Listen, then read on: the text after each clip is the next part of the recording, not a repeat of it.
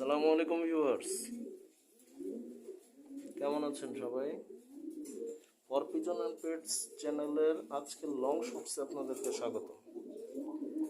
দেখেন কবুতরগুলো ঠান্ডায় একটু কম অ্যাক্টিভিটি দেখাচ্ছে।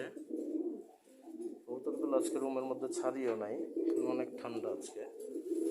দেখেন ওরা বসে আছে ধাপের মধ্যে কি সুন্দর করে।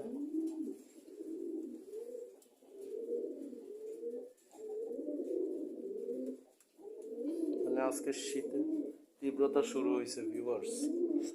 এই শীতে কবুতরগুলোকে খুব সাবধানে যত্ন করে রাখবেন। আমার দুইটা কবুতর কিন্তু অলরেডি অসুস্থ। দেখেন ভিউয়ার্স, এই যে ও মাদি কবুতরটা, আর হচ্ছে এই যে ও এই কবুতরটা, এটা বাচ্চা, সিলভার করে বাচ্চা। ওদেরকে একসাথে মিক্স করে খাওয়াচ্ছি, হচ্ছে ওরা বমিও করছে।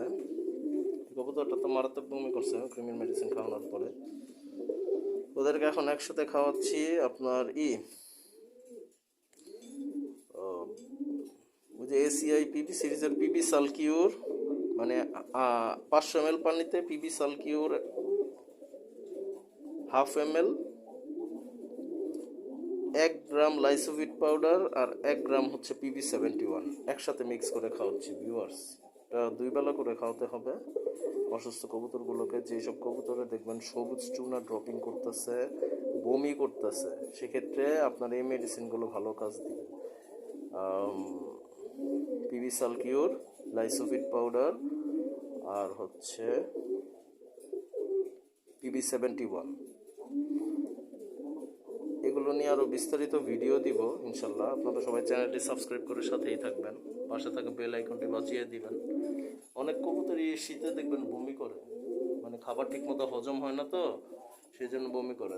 আমাদেরও অনেকের শীতের সমস্যা হয়।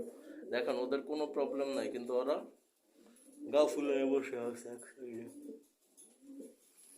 এই দুইটা অসুস্থ যে দুইটা কবুতর আমার, এই দুইটার জন্য সবাই দোয়া করবেন। চ্যানেলটি সাবস্ক্রাইব করে সাথেই থাকবেন ভিউয়ার্স। সবাই ভালো থাকবেন। আসসালামু আলাইকুম।